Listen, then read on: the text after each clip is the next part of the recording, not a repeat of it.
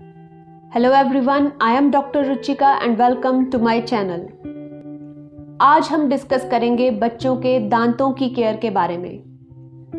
Permanent दांत आने से पहले जो बच्चे के दूध के दांत होते हैं उनकी केयर और क्लीनिंग हम अपने घर पर कैसे करें, ये हम इस वीडियो में डिस्कस करने वाले हैं।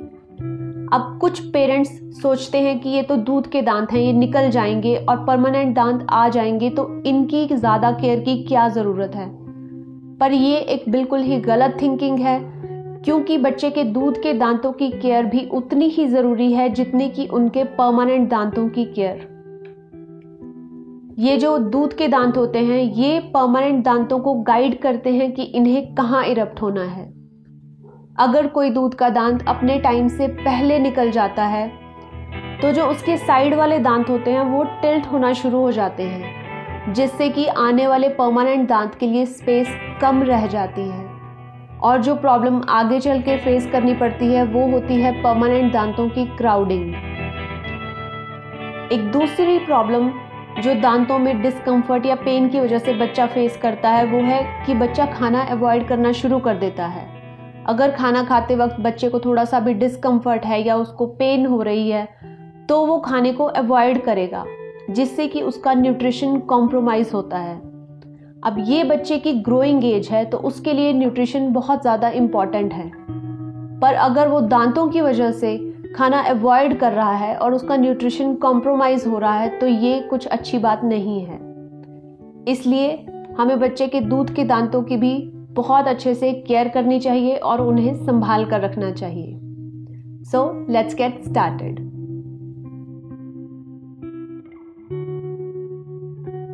अब वैसे तो बच्चों में दांतों और गम्स की प्रॉब्लम्स मल्टीफैक्टोरियल हैं, मतलब इसके कई सारे रीजंस होते हैं, पर जो सबसे इम्पॉर्टेंट और सबसे कॉमन रीज़न है वो है डेंटल प्लाक, मतलब जो बच्चों के दांतों पे प्लाक डिपॉजिट हो जाती है। तो आज की इस वीडियो का हमारा मेन कंसर्न है दांतों की क्लीनिंग। उसमें सबसे पहला क्वेश्चन ये आता है कि हम बच्चों के दांतों की क्लीनिंग कब से स्टार्ट कर सकते हैं। तो इसका आंसर ये है कि बच्चों के दांतों की क्लीनिंग हमें तभी से स्टार्ट कर देनी चाहिए जैसे ही उनका पहला दांत हमें उनके मुंह में थोड़ा सा भी दिखाई देने लगता है। अब इतने छोटे बच्चे के दांतों को हम कैसे क्लीन करेंगे? उसके लिए हम कोई भी साफ कॉटन का कपड़ा लेंगे, जैसे ऐसा हम कोई भी कपड़ा लेंगे छोटा सा, हम उसको गीला कर लेंगे और उसको अपनी इंडेक्स फिंगर पर ऐसे रैप कर लेंगे। ऐसे रैप करने के बाद हम बच्चे के दांत को सारे सरफेसेस को अच्छे से क्लीन करेंगे और ऐसा हम दिन में कम से कम एक बार तो करेंगे ही। अब जैसे ही बच्चा 1.5 से 2 साल का होता है तो उनके लिए छोटे छोटे कैप शेप्ड सिलिकॉन ब्रशेस आते हैं, जिनके ब्रिसल्स भी बहुत छोटे सिलिकॉन के होते हैं। उनसे बच्चे के मुंह में कोई इंजरी होने का डर भी नहीं रहता और वो कैप शेप्ड होते हैं, तो उनको भी हम अपनी इंडेक्स फिंगर पर पहनेंगे और बच्चे के दांतों को अच्छे से क्लीन करेंगे। अब 1.5-2 साल का बच्चा है तो उसमें हम टूथपेस्ट का यूज़ नहीं करेंगे, सिर्फ ब्रश से ही दांतों को क्लीन करेंगे और अच्छे से बच्चे को बाद में पीने वाले पानी से रिंस करवा देंगे। अब जब बच्चा 3 साल या उससे ऊपर का हो जाता है तो हम उसके लिए नॉर्मल जो बच्चों वाले टूथब्रश आते हैं, plastic toothbrushes with nylon bristles, वो यूज़ कर सकते हैं। पर उसमें हमें ध्यान बस ये देना है कि ब्रश का जो हेड है, मतलब जिस पार्ट के ऊपर ब्रश के ब्रिसल्स लगे होते हैं वो उसका हेड होता है, तो वो छोटे साइज़ का हो ताकि वो आराम से बच्चे के मुंह में चला जाए और उसके ब्रिसल्स सॉफ्ट हो ताकि वो बच्चे के मुंह में कोई भी इंजरी ना करे।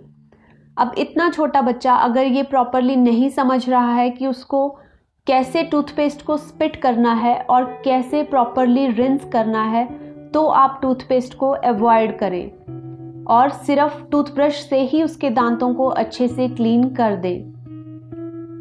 अब जब बच्चा 4 से 6 साल का हो जाता है तो वैसे तो वो अपनी टूथब्रशिंग खुद कर सकता है, पर स्टडीज़ ये कहती हैं कि जो बच्चे खुद ब्रशिंग करते हैं उसके कंपैरेटिवली जिन बच्चों के पेरेंट्स उनकी ब्रशिंग करते हैं उनके दांत ज़्यादा क्लीन होते हैं।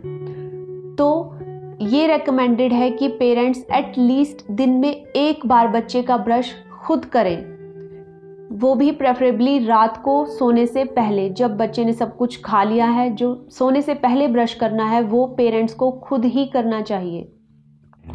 और इसके साथ हम इस एज के बच्चों को इनकरेज कर सकते हैं कि वो खुद भी अपने दांत क्लीन रखें। इसलिए मॉर्निंग में हम बच्चे को ब्रश करने के लिए दे सकते हैं ताकि वो अपने आप ब्रश करे और उसको भी इस चीज़ में इंटरेस्ट आए और उसको इसकी वैल्यू पता लगे।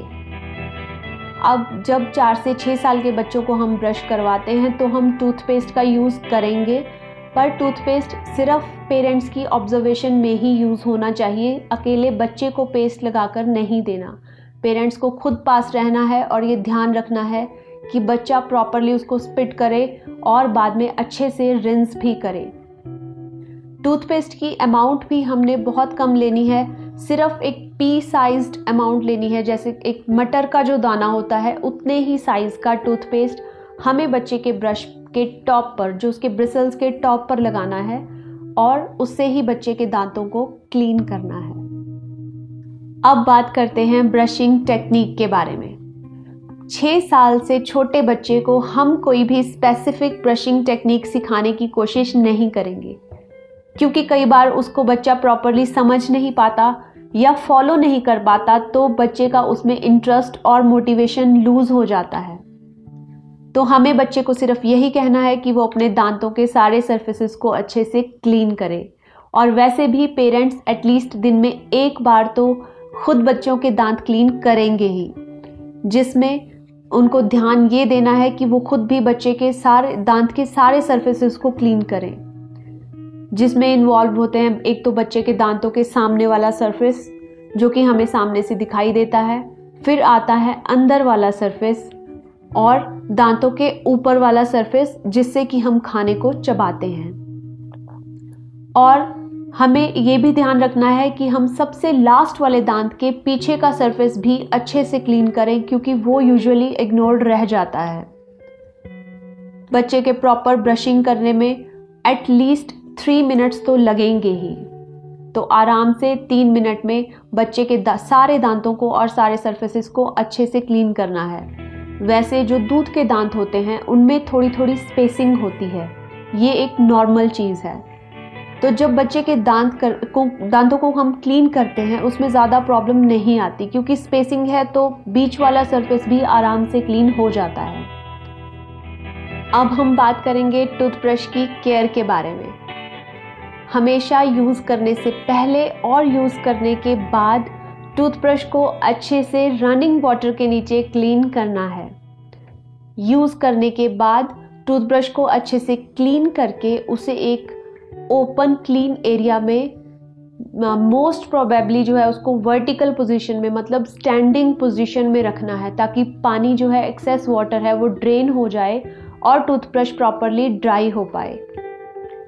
अगर हो सके बच्चा जैसे 2 टाइम ब्रश कर रहा है, मॉर्निंग और इवनिंग, तो 2 टूथब्रशेस रखे जा सकते हैं, एक मॉर्निंग के लिए और एक इवनिंग के लिए, ताकि दूसरे यूज़ से पहले ब्रश जो है वो प्रॉपरली ड्राई हो जाए। अब टूथब्रश को टाइम टू टाइम रिप्लेस करना भी बहुत ज़रूरी है। टूथब्रश को कब रिप्लेस करना है ये हमें टूथब्रश को देखकर पता लग जाएगा। जैसे ही हमें लगे कि उसके ब्रिसल्स जो हैं वो फैल रहे हैं, उससे क्या होता है, टूथब्रश की जो क्लीनिंग एफिशिएंसी होती है वो कम हो जाती है, वो प्रॉपरली क्लीन नहीं कर पाता दांतों को। तो वो टाइम होता है जब हमें उसे रिप्लेस करना चाहिए। तो आज मैंने कोशिश की है कि मैं सब कुछ कवर करूं छोटे बच्चों के जो दूध के दांत होते हैं उनकी क्लीनिंग के बारे में। I hope you like the video and find it useful. तो इसलिए प्लीज़ मेरे चैनल को ज़रूर सब्सक्राइब करें और लाइक बटन को हिट करें। Thank you very much.